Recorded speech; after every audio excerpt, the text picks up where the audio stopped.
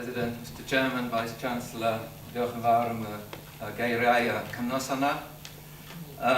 For a boy brought up down the road in Drevach, it's not bad, is it? It's a great honour that you have bestowed on me, and I'm so proud. I was asked to say a few words, and I started writing a speech about myself, and I thought, well, that's no use, is it?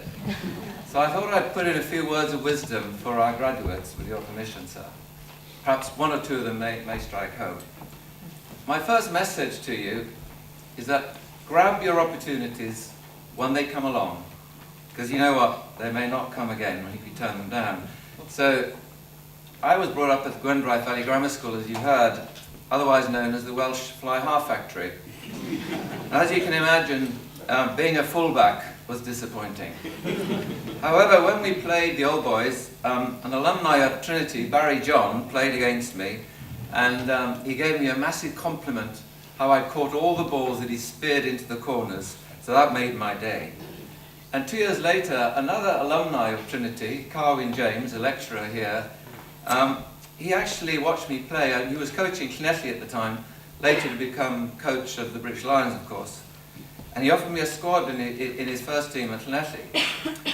And to my eternal regret, I turned him down, as it just seemed a bit too difficult to commute from London twice a week. I've regretted it ever since.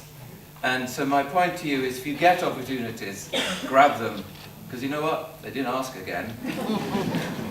My second piece of advice, and we heard from the Vice-Chancellor earlier, that you know, life can get tough. And you need help with your friends, and I like that idea. But when it does get tough, dig deeper, as things will inevitably improve. I was very pleased when I read about the university that about half of you can actually get the opportunity to study in both Welsh and English at the same time. Well, this was not always the case.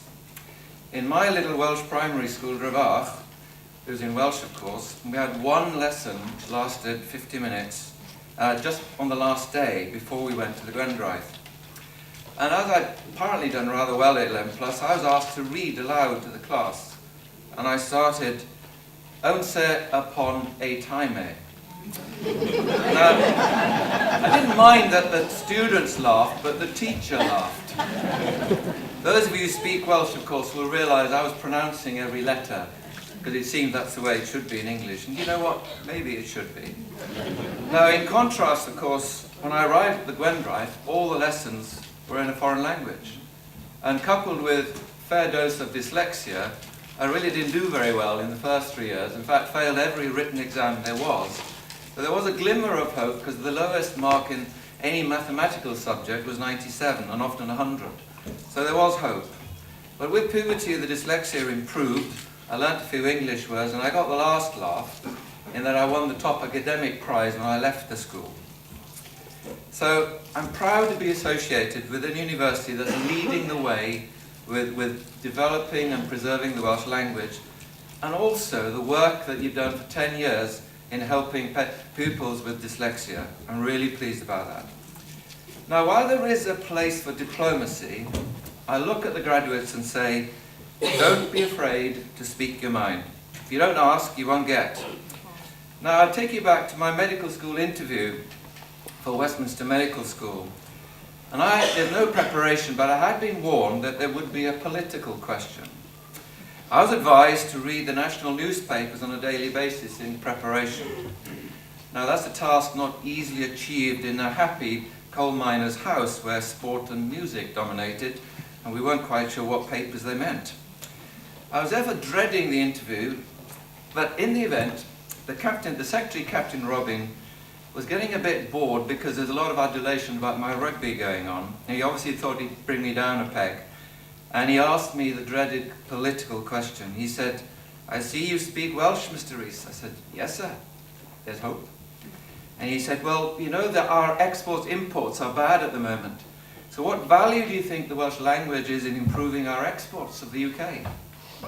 Quick as a flash, I destroyed the boy. I said, don't be so silly.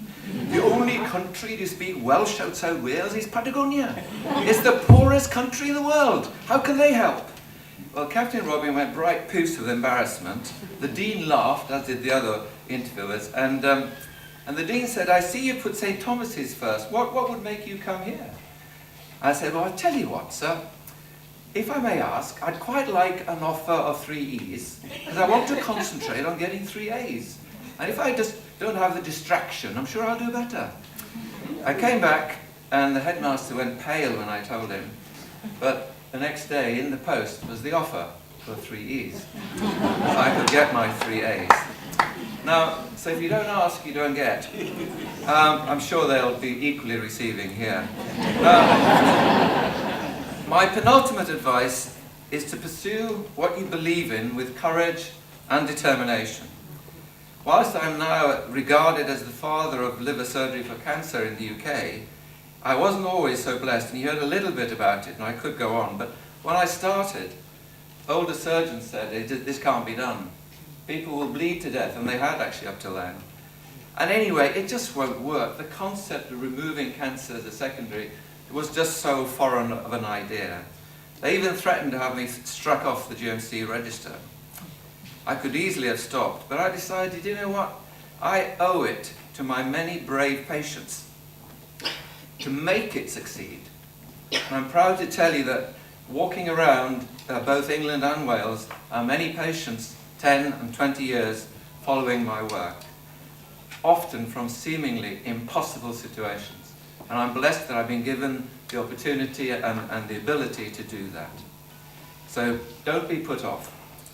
My final advice is to encourage you to have a dream, but to challenge all of you to work hard at making your dream come true. Now, Welsh football players have been dreaming ever since the halcyon days of John Charles and Eva Allchurch. But the current squad have worked hard as individuals and as a team to make their dream come true. So go out there and do the same and make us proud of you. Make the University of Trinity, St. David, proud of you. Make your parents proud of you. Thank you.